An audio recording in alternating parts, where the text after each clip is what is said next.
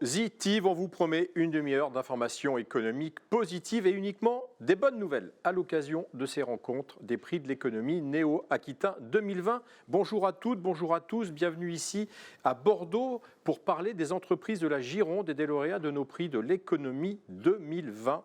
Une édition spéciale adaptée à la crise sanitaire provoquée par la Covid. Habituellement, vous le savez, nous accueillons des centaines de personnes, mais la Covid nous interdit cette année de faire ces soirées.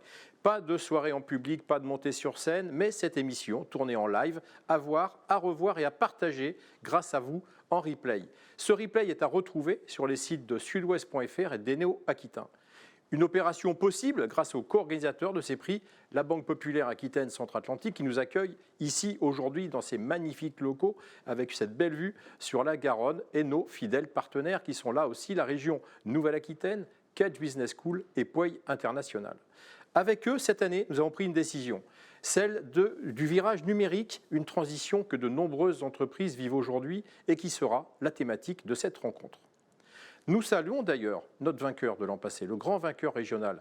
C'était l'entreprise Schisler, spécialiste de l'emballage, installée en Deux-Sèvres, et on lui fait un clin d'œil. Nous aussi, nous faisons notre transition, nous avons pris son carton pour faire ce décor. Merci à nos partenaires départementaux, Bordeaux Métropole, Veolia, la Chambre de commerce et d'industrie de Bordeaux, Gironde, à qui on fait un clin d'œil, on les voit derrière nous, et EDF.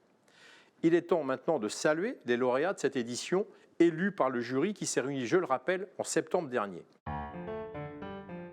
Pour le prix de l'innovation, on félicite aujourd'hui Cédric Nanclar. Bonjour Cédric, vous êtes le patron de ADP Enseigne, on va vous retrouver tout à l'heure.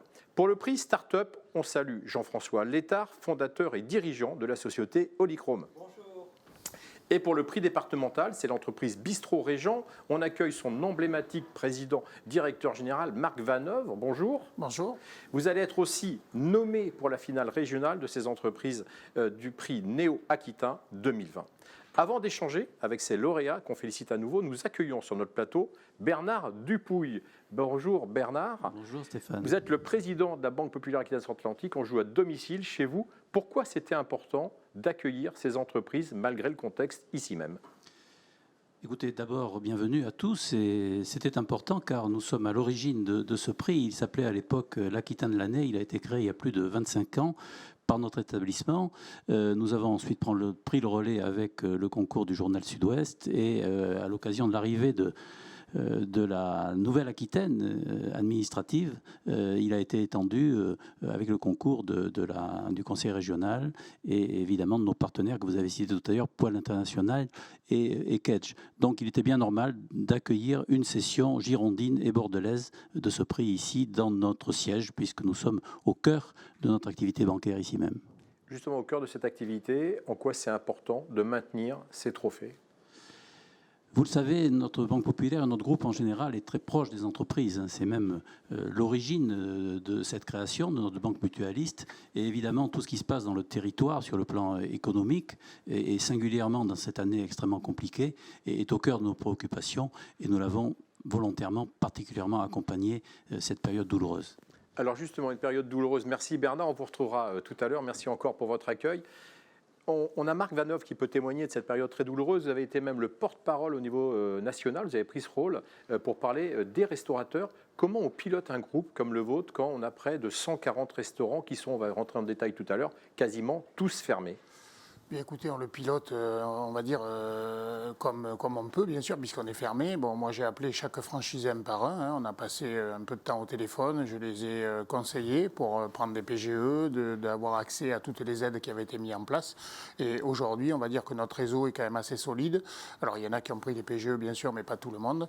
Et dans l'ensemble, on va dire qu'on va éviter la casse, quelle que soit la date de réouverture, puisqu'on ne sait pas si ça va être le 1er juin, le 1er septembre, ou est-ce qu'on ne va pas faire une année blanche. C'est possible aussi. Donc, je pense qu'on est quand même assez solide. Il fallait être déjà bien en place avant la crise pour pouvoir la traverser plus facilement, évidemment. Est-ce que c'est pour ça, puisque vous étiez bien en place et déjà organisé, que vous avez pris ce rôle de porte-parole national avec votre ami Etchebest, entre autres ? Alors écoutez, c'est moi qui l'ai appelé et qui lui ai demandé de venir avec moi parce que j'ai dit il faut absolument qu'on obtienne des aides pour la profession, sinon c'était dans le premier confinement. Alors au début, il m'a répondu négativement.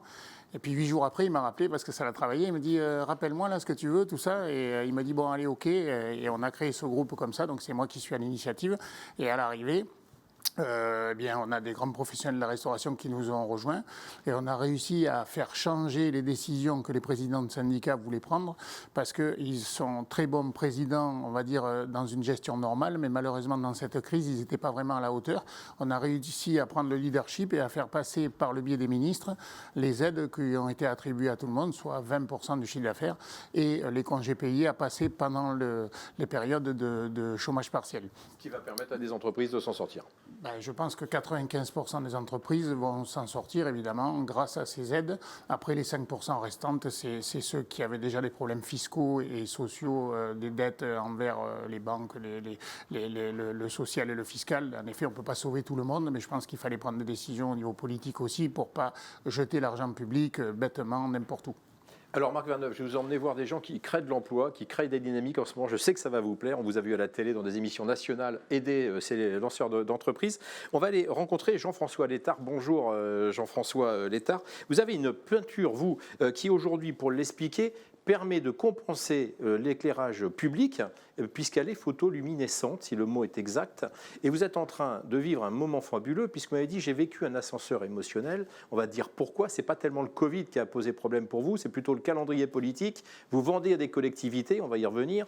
Les élections municipales ont fait qu'il y a une grosse rupture. Et à l'inverse, est-ce que vous n'avez pas l'impression que le Covid vous aide parce que de plus en plus de gens prennent le vélo plutôt que le bus ?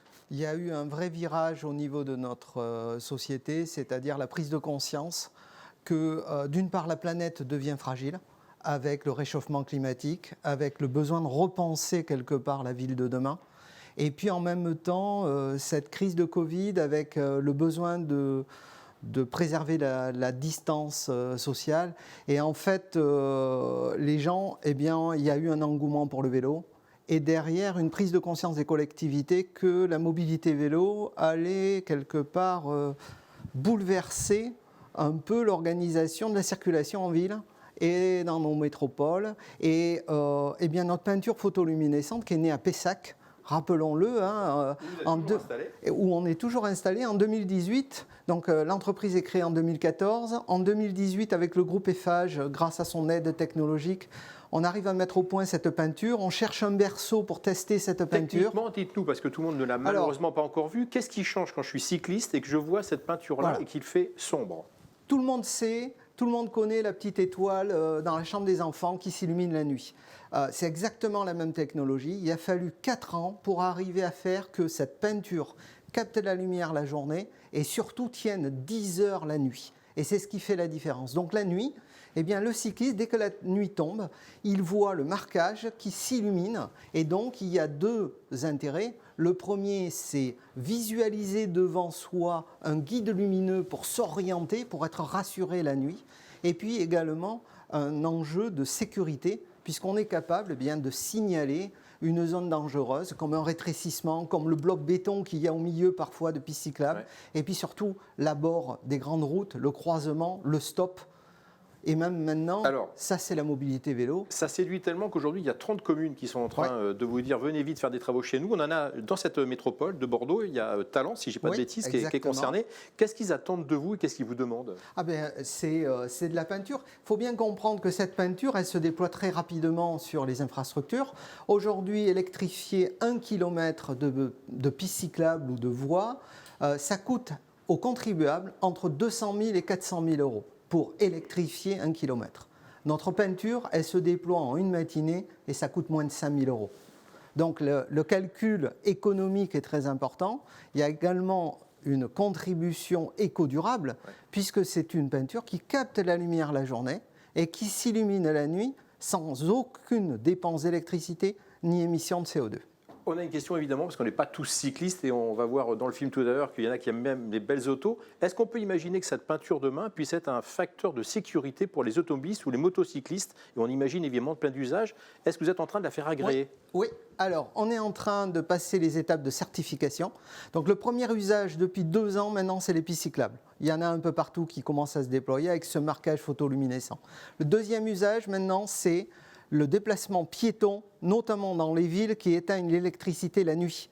parce que l'électricité, c'est bien toutes les villes qui éteignent la nuit, mais pour la mobilité piétonne, eh bien là, il y a un vrai enjeu de pouvoir permettre que les passages piétons s'illuminent la nuit, que le trottoir soit sécurisé. Et le troisième enjeu, oui, c'est la sécurité des automobilistes et des, je dirais, des vélos, des motos, avec de la sécurisation de ronds-points, d'eau d'âne, et surtout également être capable de sécuriser, je dirais, toutes les zones qui sont impossibles aujourd'hui de sécuriser, c'est-à-dire la campagne. Vous prenez des virages dangereux, des carrefours dangereux, vous prenez tous ces points en dehors de nos métropoles et de nos villes qui sont quelque part hyper éclairés, hyper sécurisés, eh bien, c'est un moyen très rapide. Alors, de l'innovation, on va continuer. C'est avec vous, Cédric Nanglard, puisque vous, c'est le prix Innovation que le jury a voulu remettre. Alors, pour avoir non pas participé, mais assisté à ces délibérations, il faut que vous sachiez qu'il y avait 2 éléments d'innovation qui ont séduit le jury, la partie production et la partie management. Sur la production, on va être un peu provocateur. ADP Enseigne, on fabrique des enseignes. En quoi vous vous distinguez ? Alors, effectivement, nous, notre métier, c'est de fabriquer des enseignes et de la signalétique pour des professionnels. Donc, on imagine très bien les enseignes extérieures pour les boutiques, les magasins. Les restaurants, par exemple. Les restaurants, par exemple, par hasard. Les chaînes de boutiques de vêtements, etc., dans le prêt-à-porter, bref. On a vécu, comme tout le monde, le mois de mars avec un arrêt brutal de notre activité, fermeture de l'ensemble des commerces. Nous, il n'y avait plus aucune commande qui arrivait. Et donc, il a fallu se réinventer. On a attendu 8 jours, histoire de prendre un peu le contre-coup. Et à la fin, on s'est dit, on a quand même un outil productif sur Bordeaux, puisqu'en fait, toutes nos enseignes sont fabriquées en local à Bordeaux. On a un bel outil productif. Qu'est-ce qu'on peut en faire ? On s'est dit, on a des machines pour pouvoir découper, on va pouvoir peut-être découper des systèmes de protection pour les commerçants. Parce qu'il y avait toujours, exactement, les supports en plexi, que ce soit pour... au départ, c'était surtout tout ce qui est boulangerie, etc., qui était ouverte, les pharmacies qui nous ont contactés pour pouvoir faire ça. Et puis, on s'est dit, on a aussi des machines d'impression. Et au départ, je ne sais pas si vous vous souvenez, mais on avait un gros problème sur la fourniture des masques. Et tout le monde essayait de faire un petit peu comme il pouvait. Et on a fabriqué des visières. Des visières, mais même aussi des visières un petit peu rigolotes, qui sortaient un petit peu de l'ordinaire, avec des visages de super-héros dessus. Pour que ce soit un petit peu rigolo pour les enfants, surtout. Voilà. Alors, on aurait dû en venir un, parce qu'on aurait pu peut-être voir la production. Alors, super-héros, peut-être pas. Est-ce que vous avez une image de super-patron ? Vous revendiquez le bonheur au travail, ce qui veut aujourd'hui tout dire et rien dire. On fera peut-être commenter à Marc Vanhoff cette notion, d'ailleurs. Qu'est-ce que ça veut dire ? Vous avez créé 30 emplois en moins de 5 ans. Vous êtes en train de vous développer. On va terminer tout à l'heure avec ça. Qu'est-ce que ça veut dire aujourd'hui, en tant que dirigeant, de dire « je veux le bonheur de mes salariés au travail » ? Il y a un sujet qui revient souvent là sur la table, c'est le principe de l'entreprise libérée. On parle souvent d'entreprise libérée aujourd'hui.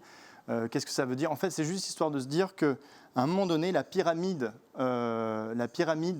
décisionnelle, où on avait le patron en haut qui décidait de tout, et puis les ouvriers qui exécutaient dessous, nous, on a dit que finalement, ce n'était plus vraiment les modèles auxquels les jeunes aspiraient quand ils sortaient des écoles.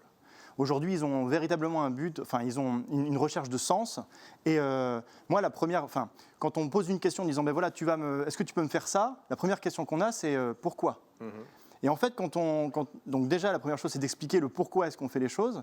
Et nous, on décide d'aller encore un tout petit peu plus loin, en disant, plutôt que de lui dire aussi pourquoi il va faire les choses, on va essayer de l'intégrer dans le processus décisionnel.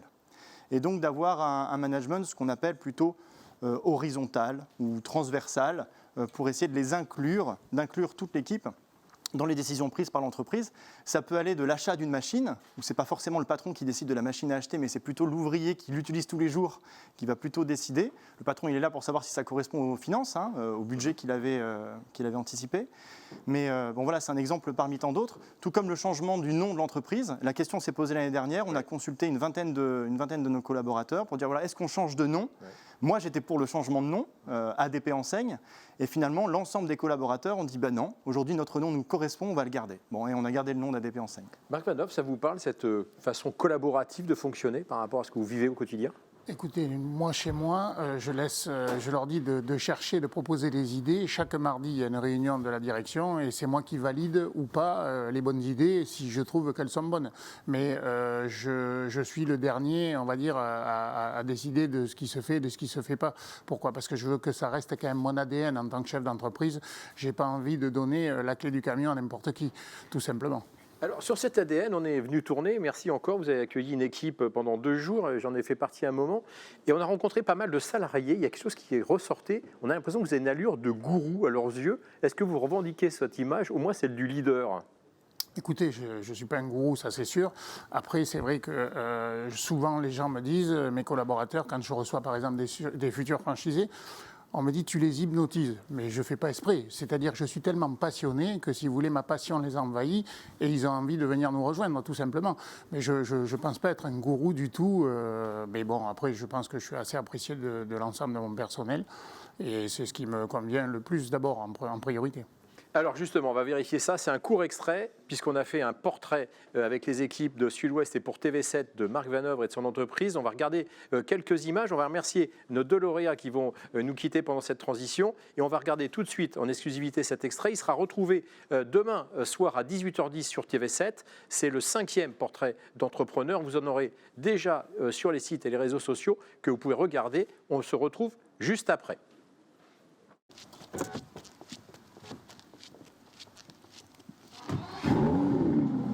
Je me rappellerai toujours quand j'étais plus jeune, du coup, j'avais demandé à mon père, parce que c'était la période des soldes et tout, de me donner un petit peu d'argent pour aller faire les soldes. Il m'avait répondu écoute, tu vas aller travailler, comme ça tu auras de l'argent et tu pourras aller faire les soldes.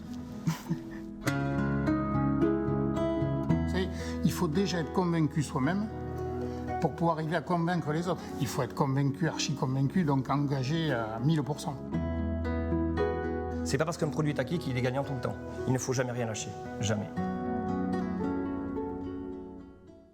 Des belles images, M. Vanov, que je vous propose que tout le monde puisse retrouver dès demain et ensuite sur les réseaux sociaux. Des images qu'on doit à la production de Sud-Ouest et qui sont retrouvées à 18h10 sur TV7. C'est ces portraits d'entrepreneurs. C'est le numéro 5. Les numéros 4, 3, 2, 1 sont déjà en ligne.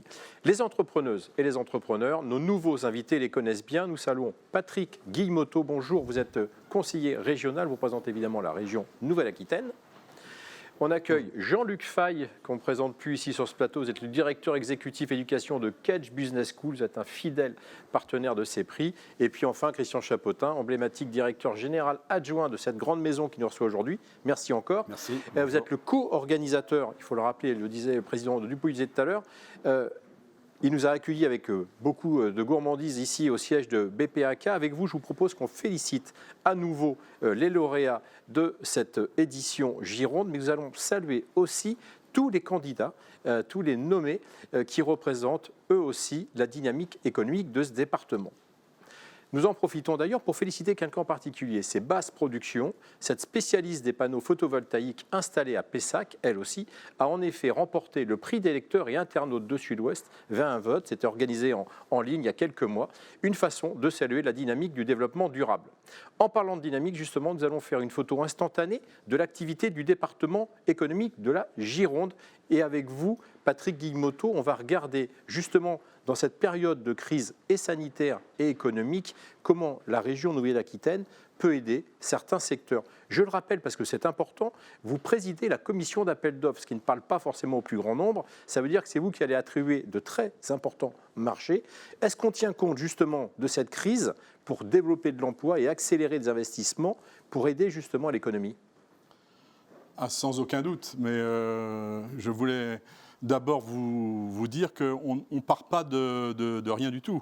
On part des dispositions de la loi NOTRe qui nous a donné compétence, enfin qui a donné compétence aux régions en matière économique, de manière quasi exclusive en matière économique. Et donc, ce qui nous a conduit à imaginer un schéma de développement régional à partir duquel on a un certain nombre de dispositifs.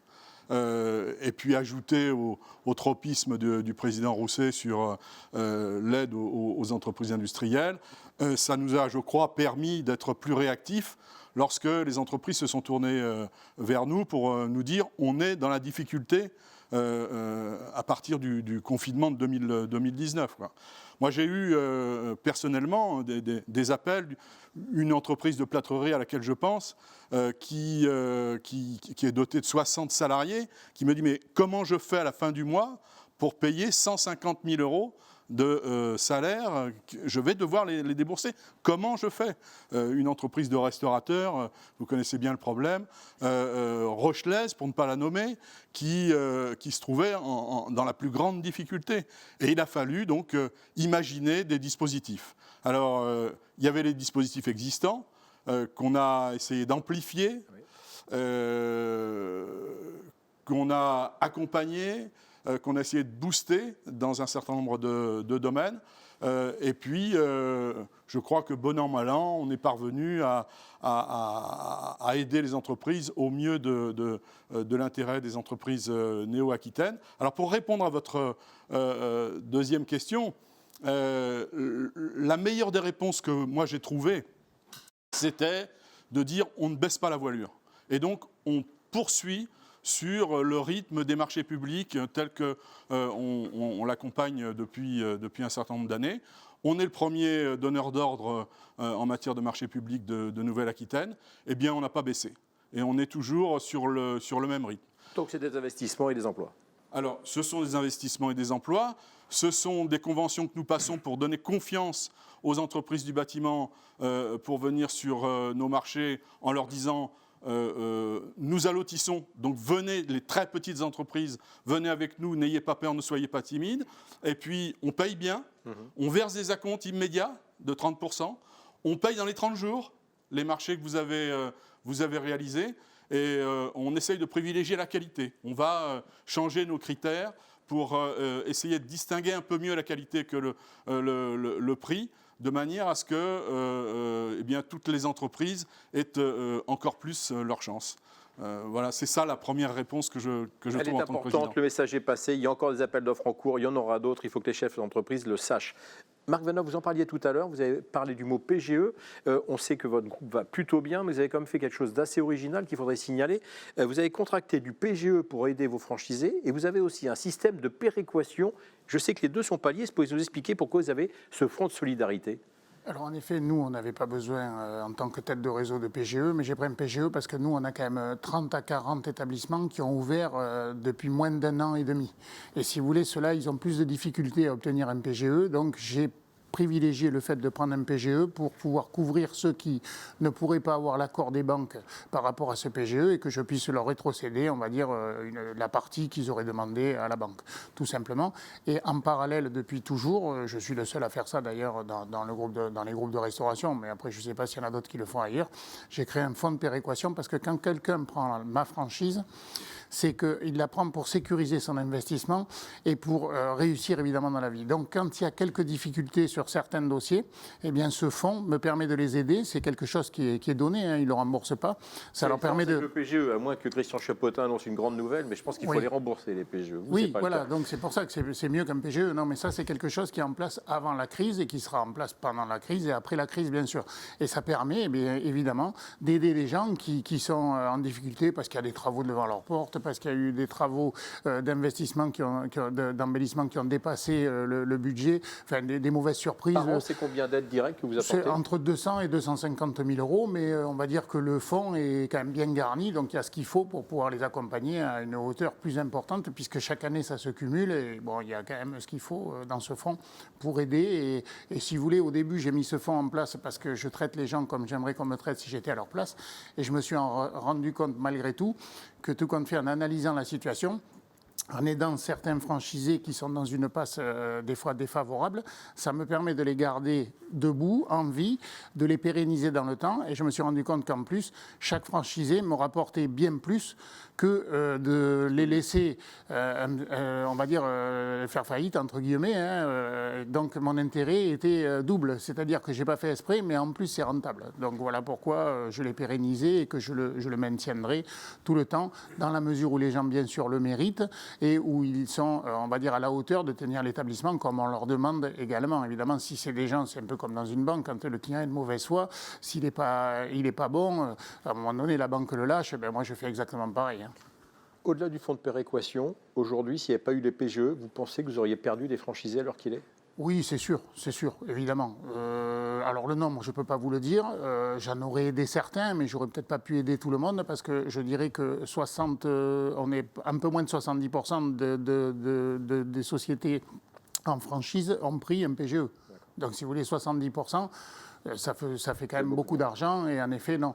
Alors après, il faudra voir comment on le digère, ce PGE. Est-ce qu'on le rembourse? Est-ce qu'on le garde et on l'utilise? Vous voyez, enfin, bon, voilà. Mais moi, je suis le seul PDG en France qui prend mon téléphone et qui appelle chaque franchisé personnellement. Et ça, j'y tiens absolument. Je veux garder ce côté humain et familial qui me plaît beaucoup et donc ça je remets pas un collaborateur ou j'envoie pas un mail ou voilà, ça c'est important parce que c'est comme ça que je vois les choses et j'aimerais moi que la personne m'appelle et me dise en face ce qu'il a à me dire et analyser la situation pour prendre les meilleures décisions de façon à éviter, on va dire justement des mauvais soucis qui pourraient survenir.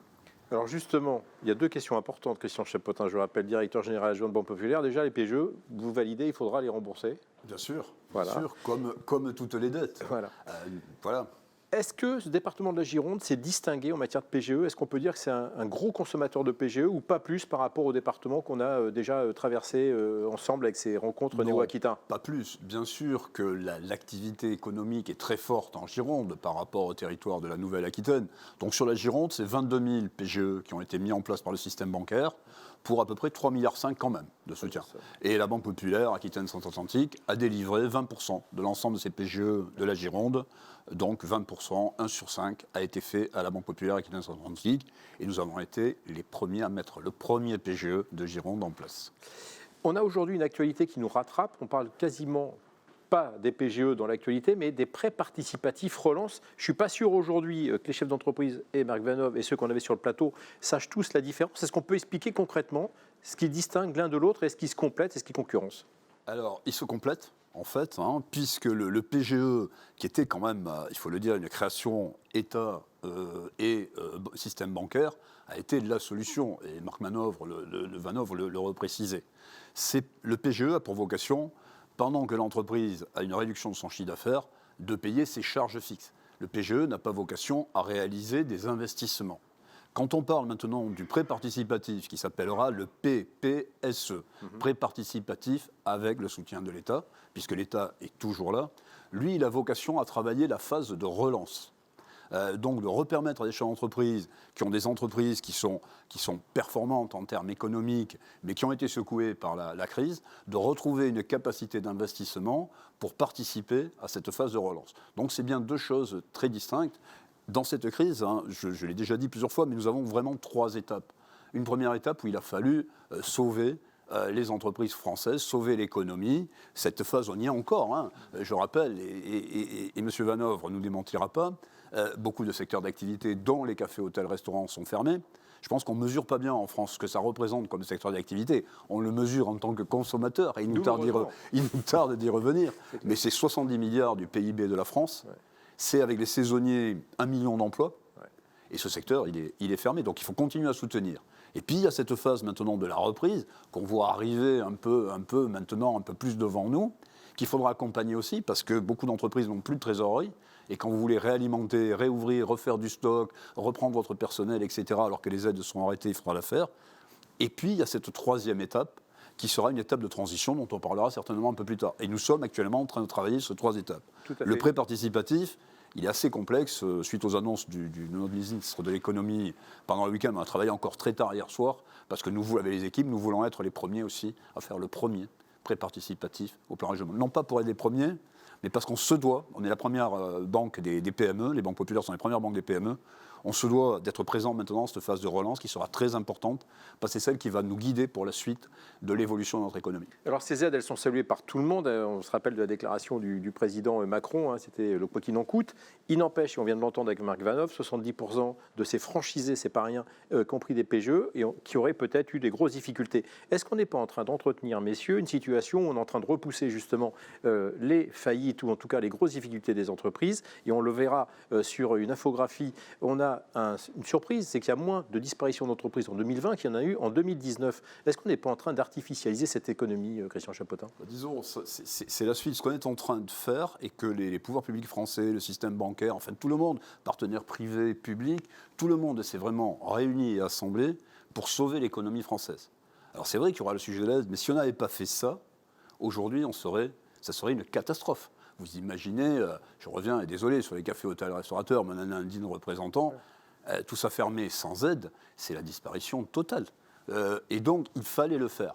Maintenant, la dette, c'est des choses qui se gèrent. Le prêt moyen est toujours important, mais il est à peu près de 55 000 € pour un professionnel et un peu plus pour les PME, etc. Il a une durée de 5 ans. Tout ça, ça va s'accompagner. On va continuer à accompagner. On n'a aucun intérêt à lâcher maintenant dans la phase de relance et de transition. On l'a fait dans la phase où il fallait sauver les entreprises. Et puis, on espère tous un rebond de l'économie quand même, parce qu'on a tous envie de revivre, de consommer, il y a de l'épargne, etc. Donc moi, je suis plutôt optimiste. Marc Vanhoff, vous êtes aussi optimiste ou est-ce que vous dites, attention, on va quand même voir beaucoup de confrères se casser la figure après là? Alors d'abord, ce qu'il faut savoir, c'est que moi, les franchisés, je les ai appelés au premier confinement. Il y en a qui ne voulaient pas prendre le PGE, et c'est vrai que je leur ai dit, prenez-le, parce qu'on ne sait jamais s'il y a un deuxième confinement. Donc j'avais eu le nez creux quand même, puisque quand même personne ne voyait un reconfinement, enfin une refermeture de la restauration. Donc je leur ai dit, on ne sait jamais, si vous l'utilisez aujourd'hui, ils me remercient, parce qu'en effet, ils n'auraient jamais pu tenir le choc, avec ça va faire 8 mois de fermeture. Je ne sais pas si vous vous rendez compte, dans un bilan, 8 mois de fermeture, c'est terrible. Alors au niveau de la relance, pour répondre à votre question, je pense qu'on est un peu les oubliés du gouvernement dans le plan de relance. La restauration, on est en train de travailler avec le groupe d'HBS, on a rendez-vous avec Bruno Le Maire là, dans le courant de la semaine, en fin de semaine, pour justement essayer d'intégrer, au moins pour accompagner, on va dire, la reprise d'activité avec une baisse de la TVA à 5,5 pendant 1 an ou 2, pour essayer justement d'éviter la catastrophe également pour l'État, parce qu'il est garant de 90% des PGE, donc s'ils ne font pas un petit effort, je suis en train de leur expliquer qu'ils vont manger la feuille de match. Donc l'objectif, c'est qu'ils nous accompagnent et on trouve les arguments pour arriver à les convaincre, mais je vous dis, heureusement qu'on est dans ce groupe et qu'on fait valoir, on va dire, les solutions que l'on amène, parce que sinon, je crois qu'on ne serait pas bien l'ensemble de la profession. Patrick Guillemotto, on l'a vu tout à l'heure, aide de la région, vous avez dit c'est le rôle de la région, la compétence, la loi NOTRe, etc. Il n'empêche qu'il y a beaucoup d'argent sur la table, hein. Le président de la région l'a dit à un moment, et je me rappelle que la préfète de région, dans une rencontre qu'on avait organisée aussi sur un plateau Sud-Ouest TV7, a dit il n'y a jamais eu autant d'argent à disposition. Il n'empêche que vous droppez en ce moment, vous à la région, les aides à condition qu'il y ait une transition. Christian Chapotin a employé ce mot-là. Pourquoi vous incitez ces entreprises aujourd'hui, pour certaines, à se réinventer et à évoluer avec ces aides? Parce que, comme disait l'autre, la maison brûle et il ne faut plus regarder ailleurs. Je crois que là maintenant, c'est dans le quotidien qu'il faut agir, dans le domaine de la transition énergétique en effet, et pas dans 20 ans ou dans 30 ans, ce sera déjà trop tard. Donc effectivement, le président Rousset a décidé de mettre le paquet là-dessus.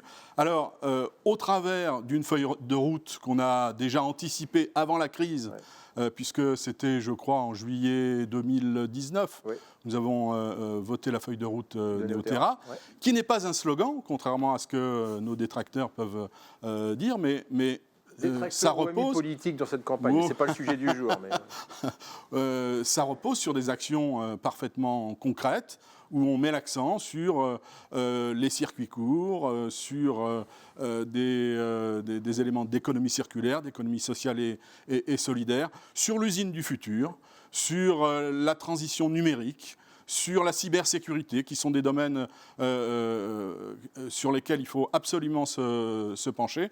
On analyse chacune de nos délibérations à travers le prisme de Néoterra. C'est la commande que nous a passée le président Rousset à cet égard. Jean-Luc Fay, votre métier, c'est la formation. Aussi bien, on ne le sait peut-être pas assez, les entreprises viennent chez vous aussi pour faire de la formation continue. C'est très important, c'est avec eux qu'on a longtemps collaboré, avec vos étudiants. Justement, c'est aussi dans vos nouvelles occupations, je veux dire, c'est d'accompagner cette transition. Comment vous accompagnez cette transition au niveau de l'humain ? Il y a plusieurs manières de voir les choses. Je rejoins ce qui vient d'être dit sur les transitions. Nous, en gros, on a 3 axes forts sur les transitions aujourd'hui. On a une première approche au niveau de la transition numérique. Elle va concerner l'ensemble des entreprises. Il n'y a plus de débat là-dessus. Il faut absolument que dans les entreprises, que les collaborateurs, que les jeunes qui arrivent aussi sur le marché du travail maîtrisent la donnée, maîtrisent la manière dont on produit cette donnée, dont on l'utilise, et celle qui va permettre derrière de piloter les entreprises. Le deuxième axe, c'est par rapport à nos centres d'excellence, nos centres d'expertise, c'est toute la transition autour de la mobilité. On a parlé de circuits courts, on voit bien ici dans le domaine maritime, on voit bien dans le domaine du transport urbain, toute la réflexion autour du dernier kilomètre. La Covid l'a montré à travers ces évolutions que l'on voit poindre, que ça devient un sujet majeur. Donc, la mobilité est aussi un autre axe pour nous. Puis la troisième, c'est quelque chose qui n'est pas nouveau. C'est quelque chose qui simplement s'amplifie. On a toute cette partie sociale, sociétale, environnementale autour du développement durable. On l'a depuis bien longtemps, à travers des outils que l'on a créés, qui sont utilisés sur l'ensemble de nos dispositifs de formation. Et puis hier, on a pris une initiative forte en matière, et qui est une innovation dans le paysage de l'enseignement supérieur, et qui rejoint la question qui était posée sur l'humain. C'est qu'on a nommé à Kedge une doyenne associée à l'inclusion. Et ça, c'est totalement nouveau. C'est la première fois. Oui, il faut d'abord expliquer quel est le rôle d'un doyen ou d'une doyenne associée dans le paysage de l'enseignement supérieur. C'est une personne qui va à la fois piloter, je dirais, la réflexion du corps professoral, mais en matière de recherche, en matière de pédagogie.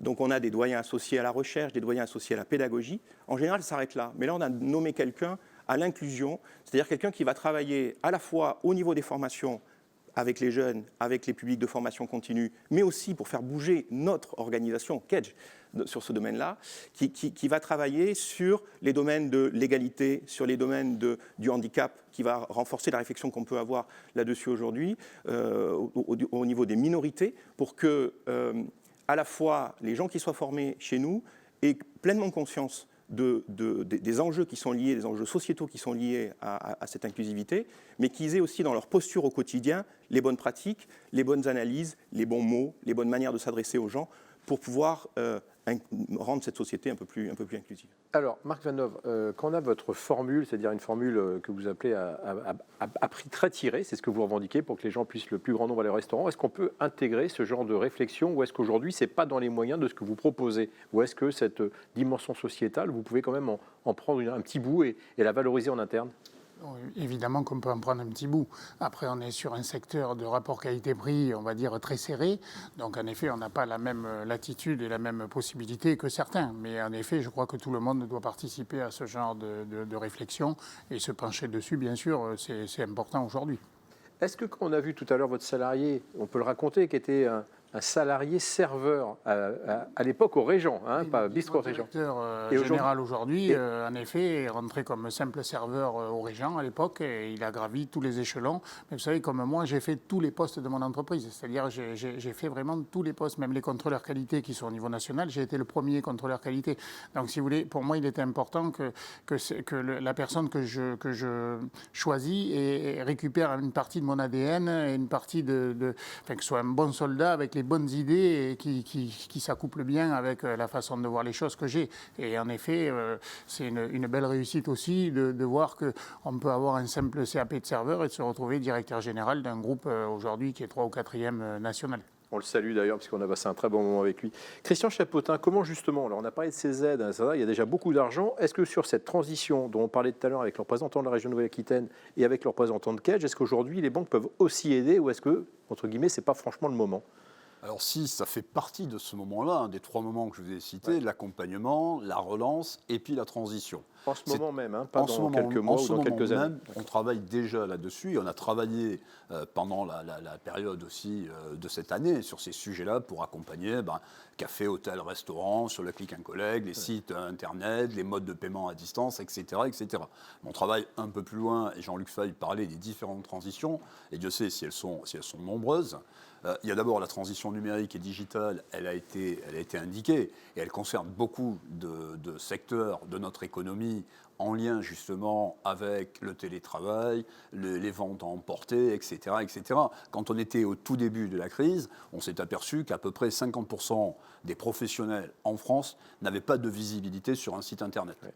C'était ça le sujet de début de crise. Quand on va le regarder à la fin, aujourd'hui, rien que nous, on a accompagné quasiment 77% de nos clients professionnels sur ce chemin-là. Sur la posture numérique. Sur la posture numérique. Au-delà de la posture numérique, il y a bien sûr les transitions écologiques, qui sont en marche, avec un plan de relance France de 100 milliards, dont 30% est consacré à l'écologie. Et en même temps, ce que disait Marvanov à travers, il ne faut pas oublier les secteurs plus traditionnels, qui sont proches aussi de ça. Parce que quand j'ai parlé tout à l'heure des cafés, hôtels, restaurants et des 70 milliards de chiffre d'affaires, là derrière, vous avez toutes des filières complètes en amont de producteurs de viande, de producteurs de fruits et légumes, etc., qui ont été hyper impactés et qui sont toujours impactés. Ils ne trouvent pas de débouchés à leur production. Des jeunes étudiants, et Jean-Luc Feuille le sait bien, qui travaillaient dans des restaurants, dans des choses comme ça, pour avoir un job d'appoint et pour accompagner. Donc il a fallu accompagner ça aussi. Donc cette transition écologique, elle est très importante. Et on voit bien que c'est un chemin. La crise actuelle, elle n'a pas créé de nouvelles choses. Elle est en train d'accélérer des phénomènes qui étaient déjà en marche. Et puis il y a une troisième transition qui est accompagnée et qui est aussi très sympa, c'est un peu cette transition sociétale, des changements de modèle d'entreprise aussi qui vont se faire. Hein. Certains réinterrogent totalement leur modèle. On le savait, parce que nous on vit, je répète, on est la première banque des PME, mais moi je suis encore toujours, après 30 ans de carrière, plus de 30 ans de carrière, dans cette période-là, impressionné par les chefs d'entreprise. Et je le dis, c'est impressionnant, la créativité qu'il y a, l'énergie, et ce qu'on ne voit pas et que le grand public ne voit pas toujours, c'est finalement cette solidarité qu'il y a au sein d'une même entreprise entre le dirigeant et ses salariés pour aller encore de l'avant. Donc tout ça, ça s'accompagne. Et puis il y a des transitions sociétales qui sont assez fortes. On parle beaucoup du télétravail ou travail à distance. C'est quelque chose qui maintenant va se déployer plus largement.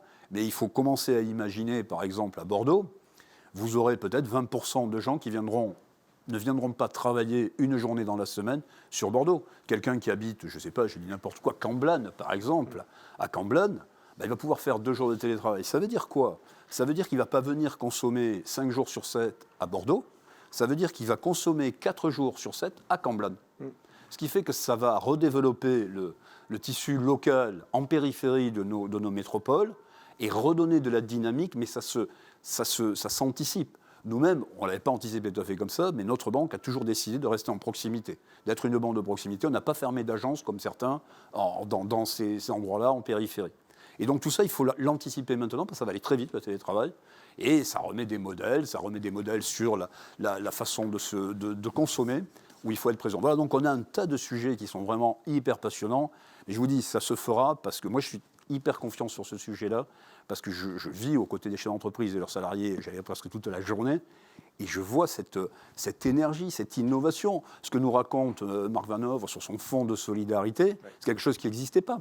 Mais il a compris son intérêt, il a compris l'intérêt de son franchisé, donc il y a des intérêts communs, et ça avance. Donc on partage ce type de valeurs avec nos chefs d'entreprise. Alors pour partager, on va parler de l'avenir, parce que c'est l'heure de se quitter. On va remercier et féliciter d'ailleurs nos invités et les lauréats. J'ai une question évidemment, cher Christian, est-ce qu'on se donne rendez-vous pour les Néo-Aquitains 2021 malgré cette crise? Est-ce qu'on refera une édition? Sans hésitation, elle sera belle aussi, comme celle-là est très belle. Dans ce contexte-là, on l'a maintenue, on continuera à le faire. On va juste croiser un peu les doigts pour retrouver un peu de public dans des grandes salles. En attendant, on propose aux futurs lauréats et aux futurs nominés de candidater, c'est déjà possible, via les réseaux sociaux, via sudouest.fr. On félicite et ils vont nous rejoindre pour la photo finale, nos lauréats du jour.